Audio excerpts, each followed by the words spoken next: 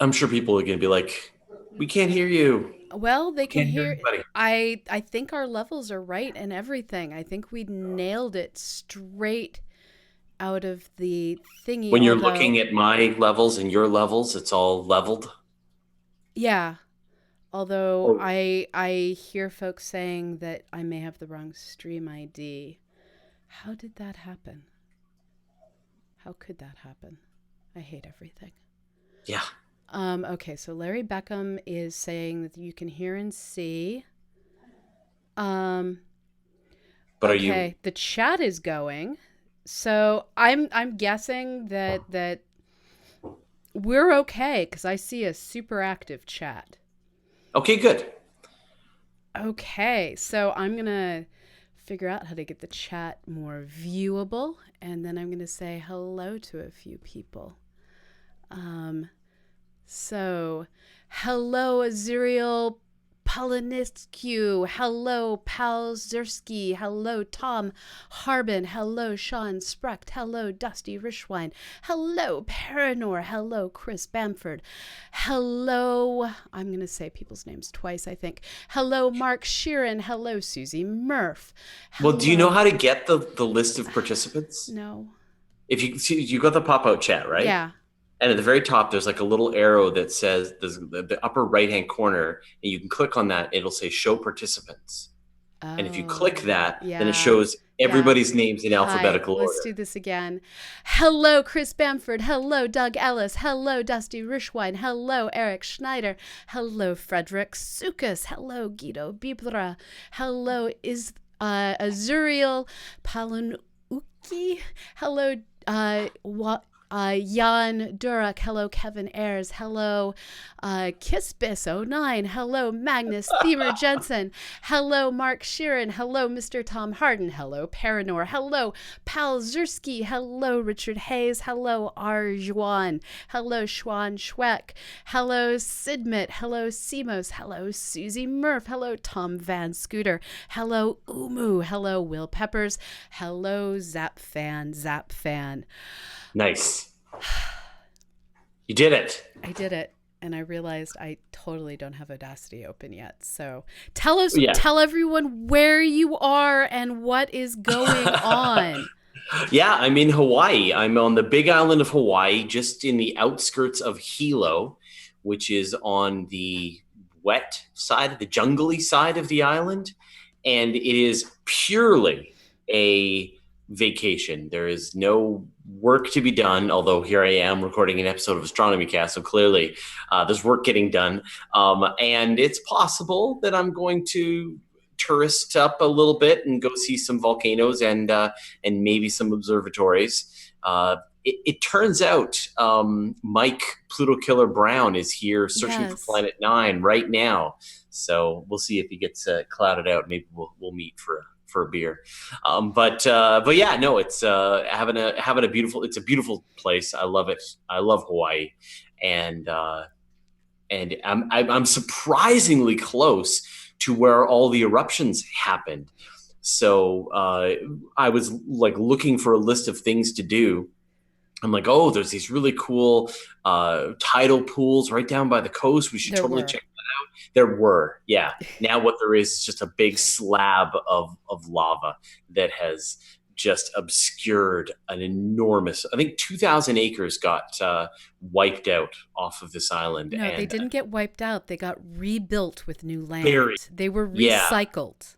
yeah, and then an additional something like 200 new acres have been created, pushed out onto the coast, out into the ocean. So no, it's a you can really see, and everywhere around me, the roads are closed. Various roads are closed that I would, I tend to explore on foot wherever I am, and I'm running up into the boundaries of every place that's been closed off. And apparently, they're starting to open things back up again, and people are recovering. But it was it was clearly a devastating impact Yeah. to the local island. And I don't think huge chunks of the island aren't going to be the same forever.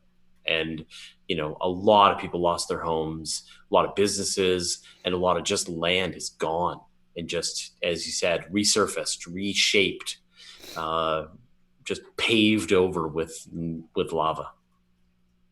Yeah. So we have folks wondering, do we know which way Planet Nine is going? I don't think we do.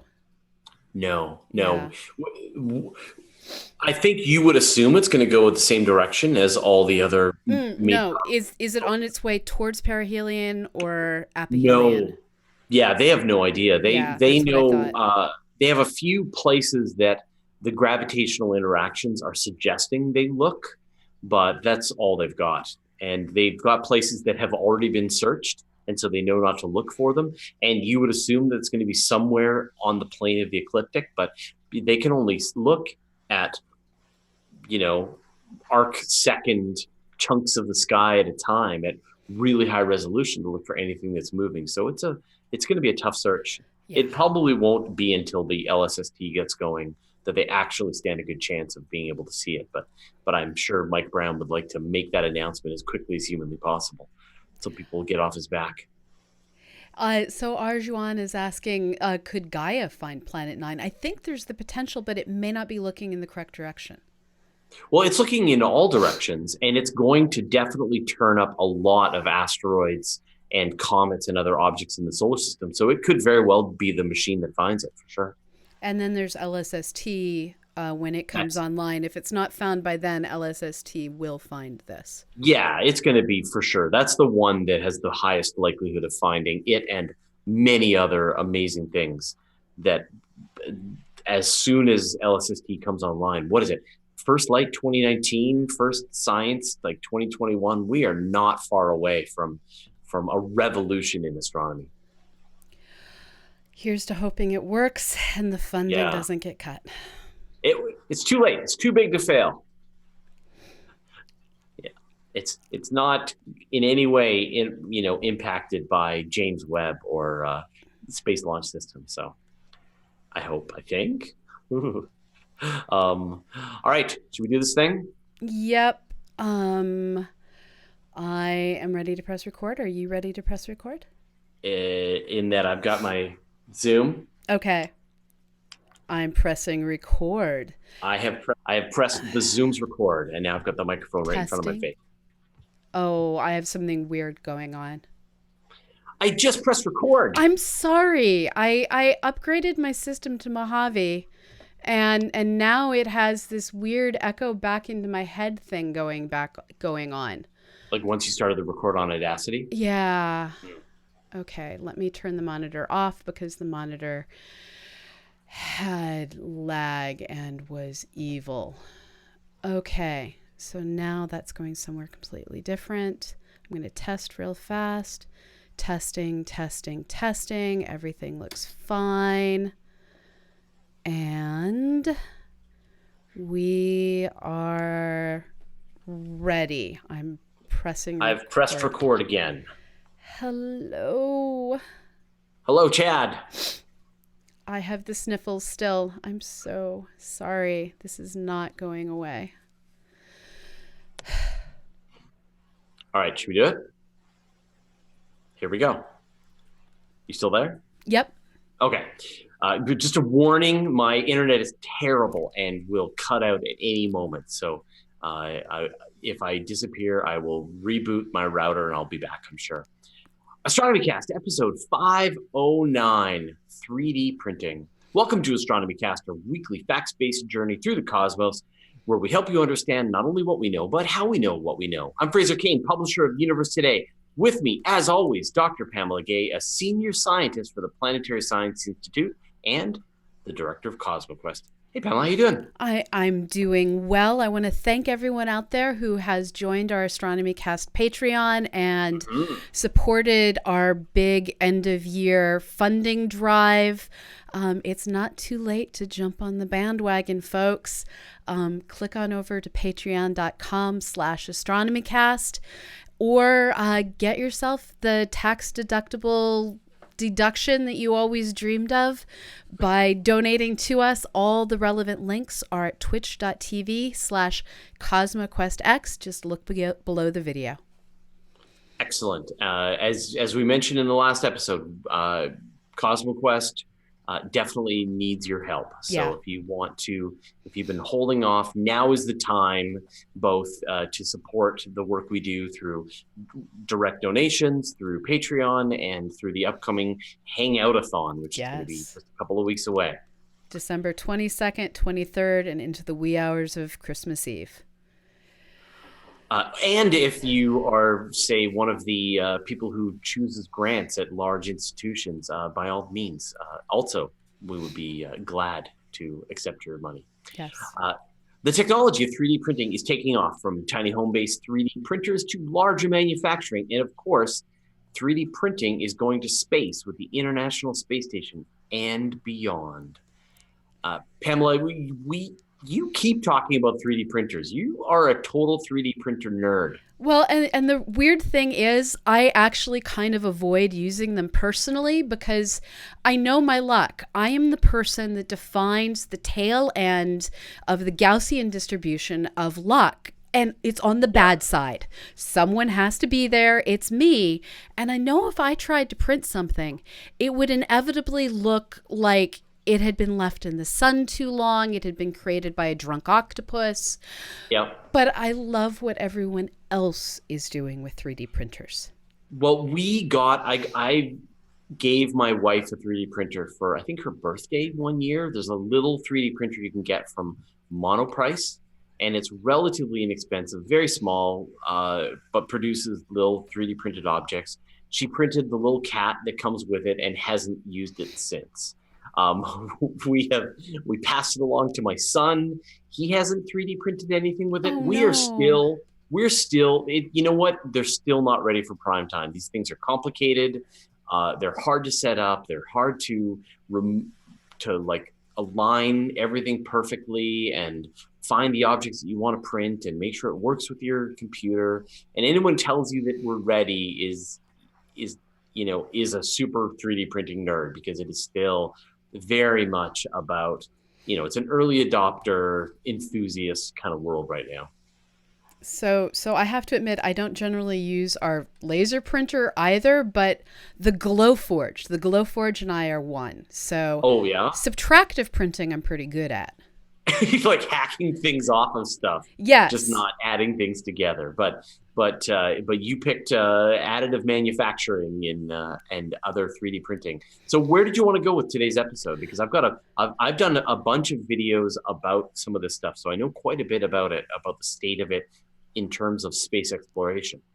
Well, I feel almost like I should be interviewing you then. I wanted to do an update now that the International Space Station has had its printer for more than 2 years.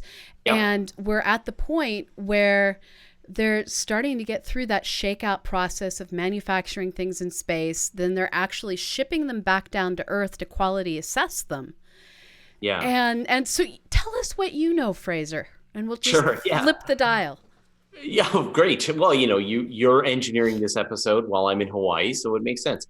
Yeah, so the idea of 3D printing in space is one that actually makes a ton of sense when you think about it, because there's only so many things that you can send to other worlds, that you can send to the moon or Mars, or to the astronauts on board the space station. And if they need some specific gadget, they can't just go down to the hardware store and buy the appropriate wrench and then go back and work on it. And if you've ever done any kind of home renovation, that experience. You're like, well, I don't have this kind of tape. Oh, I don't have that kind of a part. And then you just go down to the hardware store and you pick up the replacement and you go back and you use it. And they don't have that ability, right? They've got to prepare in advance every single thing that they're ever going to do. So they added a gadget to the International Space Station, which is a 3D printer, but it's designed to work in space.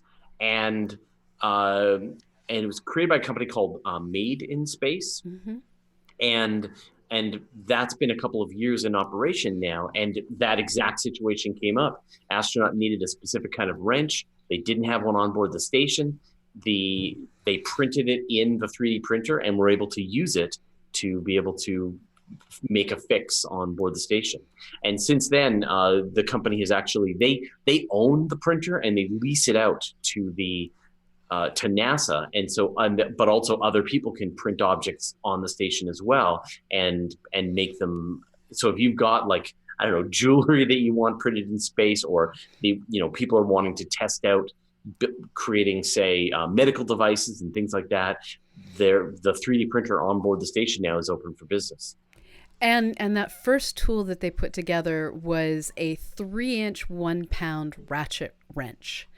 And part of what they're trying to figure out is what even are the policies and procedures that you have to go through with 3D printing things in space. What are the safety concerns? So they have each plan before they print them getting signed off on by a variety of different people, including the safety office, to make sure that, well, they don't do anything crazy up there. Yeah.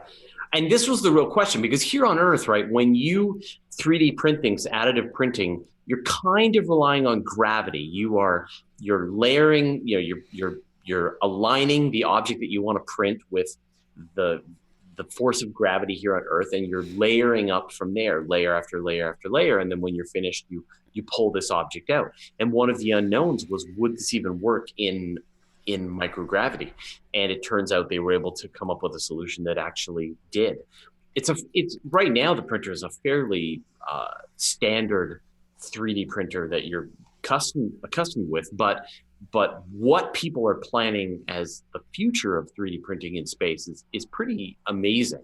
You know, and well, I'm not sure where you want to go with this, but in terms of there's plans to build structures on the moon and Mars using 3D printing, and in fact even assemble space telescopes and space stations in space using 3D printing.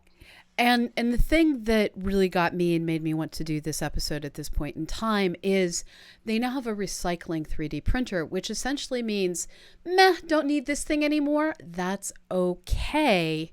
We'll reuse the parts. And in space, you have a very limited number of resources.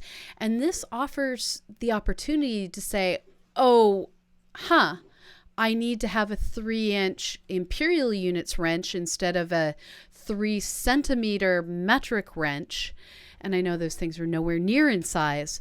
And you can just recycle one into the other with admittedly leftover bits.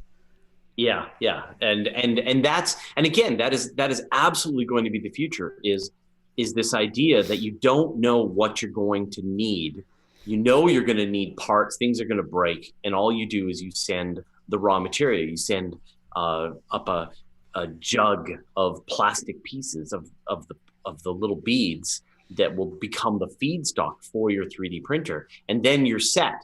And then, of course, as they develop new technologies, as they learn how to 3D print different things, being able to 3D print metals, being able to 3D print plastics, glass, all kinds of different structures, then you're well equipped to be able to handle whatever you're going to need.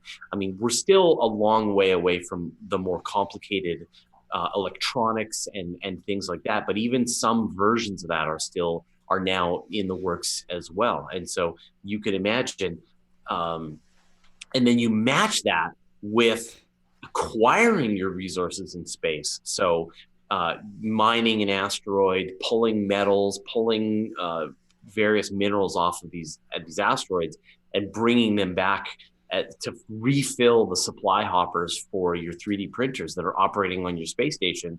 And you can envision this future where, as new devices are invented down on Earth, they are the designs are uploaded to the space station, and they're able to start printing them. So, I've sort of imagined this future where the Martian children can still stay. They can get their 3D spinners, and they can, their little spinners, and they can get various, whatever the new kids are, the Rubik's cubes, because they'll just come out of their 3D printers at the same speed that they're showing up for the Earth children.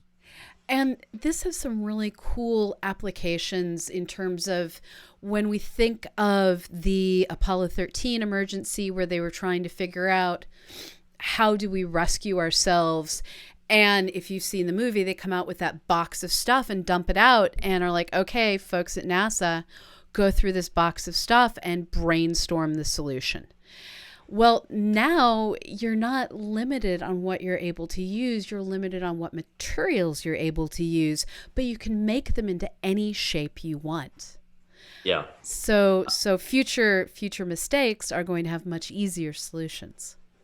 And so the other part of the future of this is that the actual construction, like when a spacecraft is launched from here, or when a is launched, a good example of this is like the James Webb Space Telescope. The whole space telescope, they've had to design it, and a lot of the cost overruns and the issues that they've had is because you have to build a thing down here on Earth. You have to make it be able to fit within an existing rocket fairing, and you have to be able to have it withstand both the gravity of Earth, the rigors of the launch, and then be able to unfurl itself while it's in space to be able to perform its actual mission. Well, again, made in space, the same people who built the 3D printer for the space station are developing this new gadget called the Archinaut. And what it is awesome. It is this three-armed little spacecraft that will propel itself around, and it is equipped with the raw material for 3D printing. So it's going to have jugs of the various parts that are required.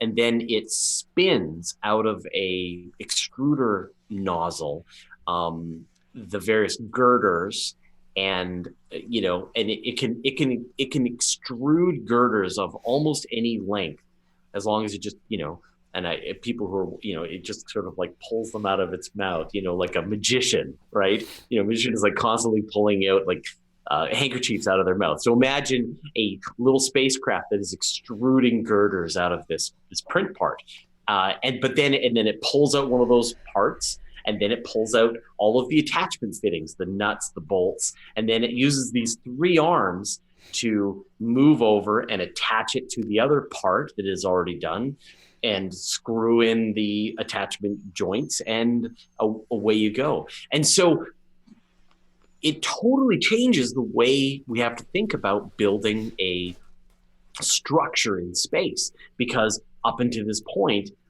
we have to build these things here on Earth. They have to be able to survive the rigors of spaceflight, and they have to be able to deploy.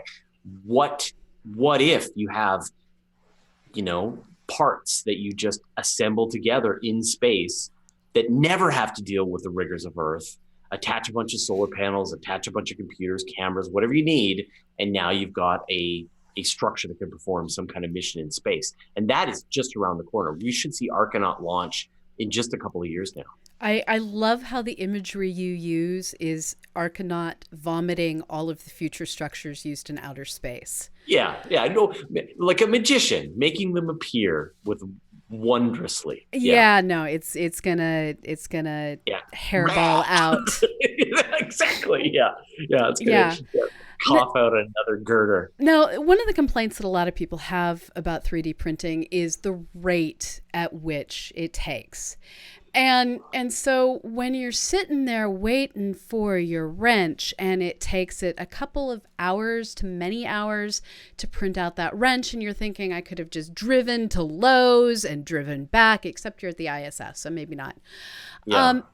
But we don't actually think in our day-to-day lives about how long it takes for the things that we deal with to actually get made. We don't think about the time at the assembly plant, the time for the injection molding, the time that goes into these things. Yeah. And one of the cool things that's being discovered is, as they're starting to use 3D printing to create houses, with structures like houses, it's actually way faster to 3D print them, and you get these amazing organic looking buildings. Yeah. And I'm sorry, you're going to have to cut this out. I have a puppy that's destroying something behind me. Hold on. Oh. What are you doing?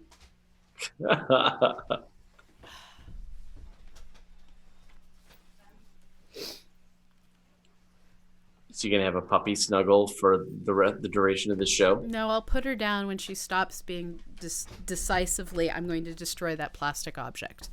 She's getting a timeout right now. She can still see it.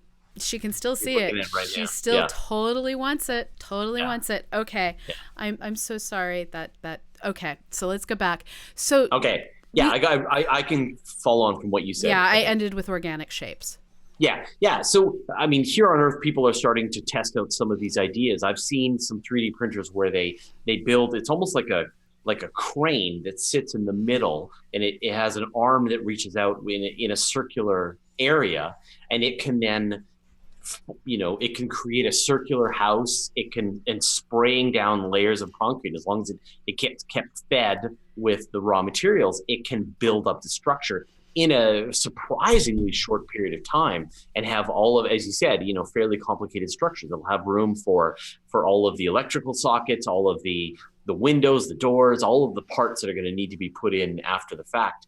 And you can actually build a structure surprisingly quickly. And this same method is being considered for the moon. So the European Space Agency has been doing a lot of experimentation with 3D printers on for it to use simulated lunar regolith, the lunar rock that's there, to be able to to be able to take this stuff, grind it up, and then mix it with another couple of chemicals to create a kind of a concrete, and then be able to spray this down. And they should be able to make roads and walls and habitable structures on the surface of the moon just using the raw materials that are available to them. And similar experiments have been done with Mars as well. And so you can imagine, again, this future where you send, perhaps days, weeks, years in advance, a spacecraft, a 3D printing rover that shows up, uses sunlight to start gobbling up the Martian regolith, and then vomiting out houses and greenhouses and rocket pads and roads and all kinds of stuff, bit by bit, based on the energy that's falling on its solar panels. It's pretty exciting. And one of the really cool things, especially with the moon, is it was realized many years ago by folks doing research down in Tennessee that lunar regolith has the unique characteristic that when you heat it up using microwave light, it solidifies. It basically melts into this really cool, hard ceramic surface. So we're in a position where we can extrude things out in the shape we need, zap them with microwave, and end up with an especially fine, smooth, solid surface. And with 3D printing, it's also really easy to do double walled structures. You simply have two extruder nozzles side by side, and you can fill between the walls with whatever you need for radiation protection, for insulation here on Earth.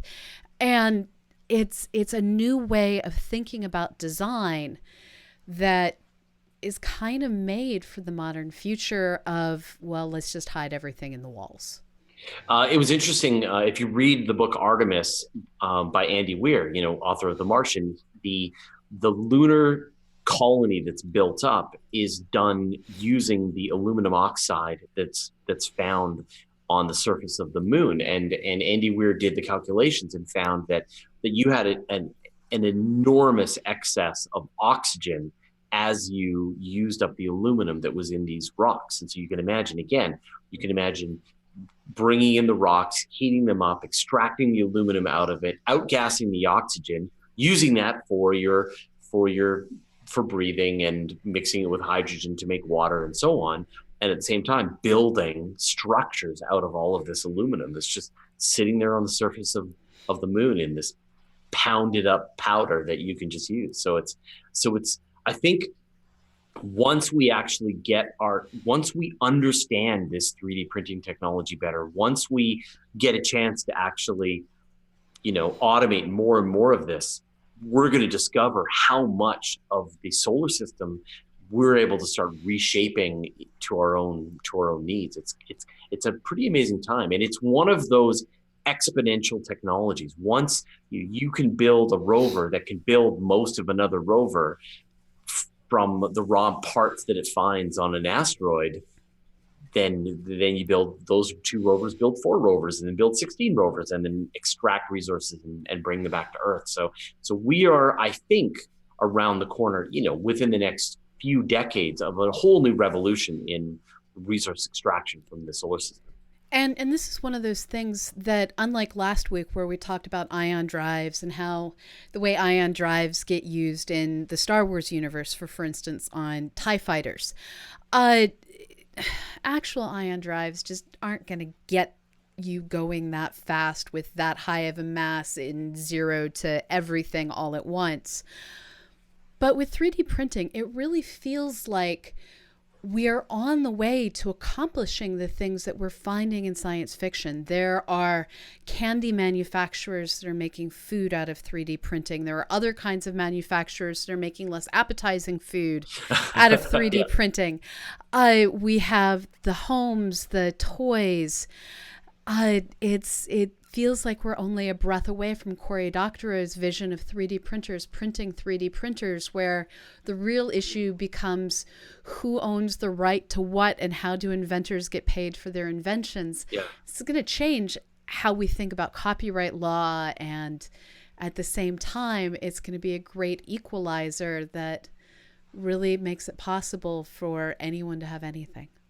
But it really provides this equalization. So you can imagine people who are living on an asteroid, or people who are living on the moon or Mars, and they're far away from Earth, and they do have to wait a long time for any supplies to make it to them. That the moment a new discovery is made in manufacturing, the moment a new design is invented, a new toy, whatever, that information propagates at the speed of light throughout the solar system, and everybody gets to start creating those objects on their own 3D printers. Because the raw materials that are here on Earth, there's nothing special about the Earth.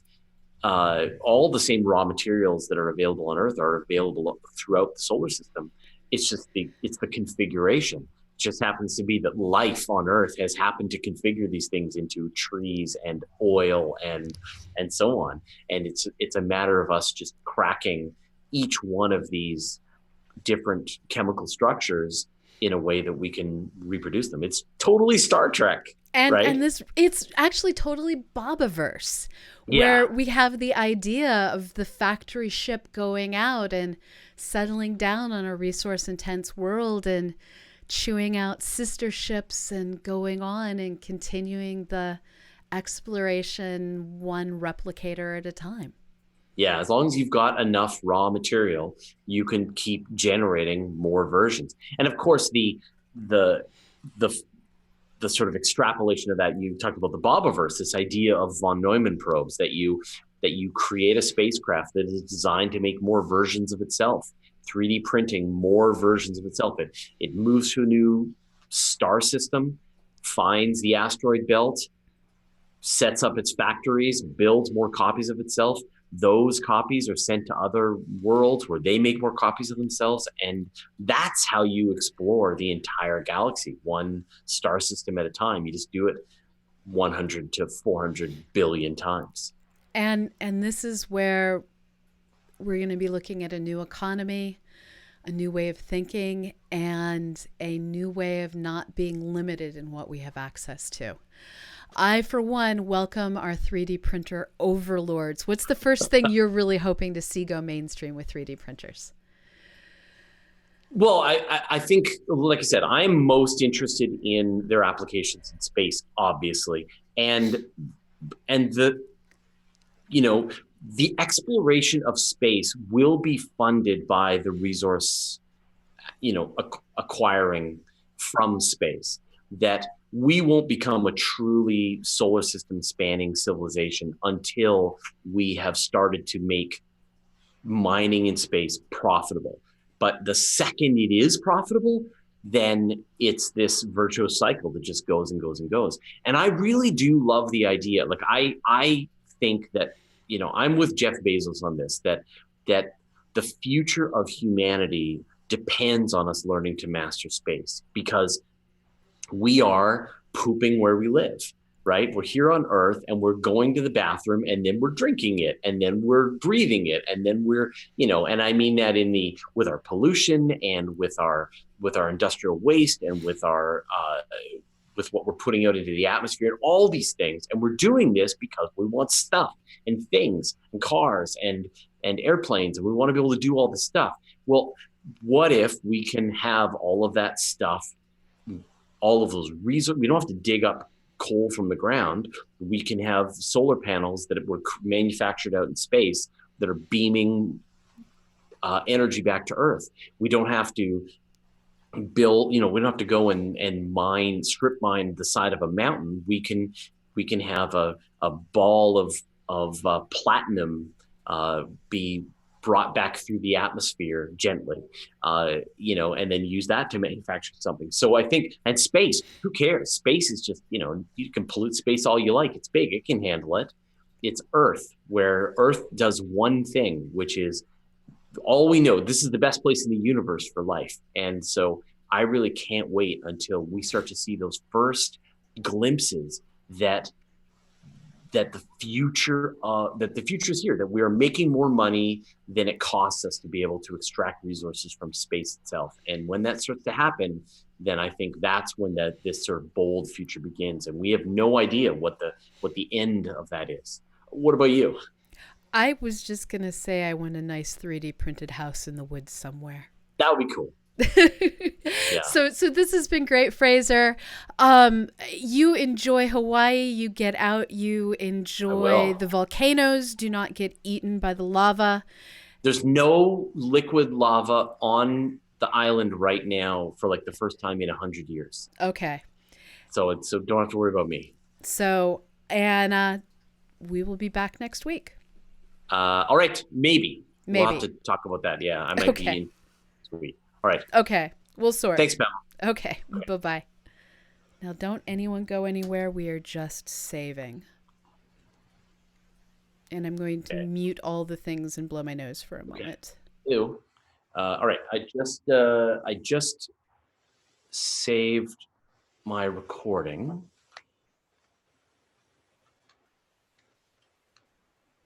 I'm going to be ready to upload.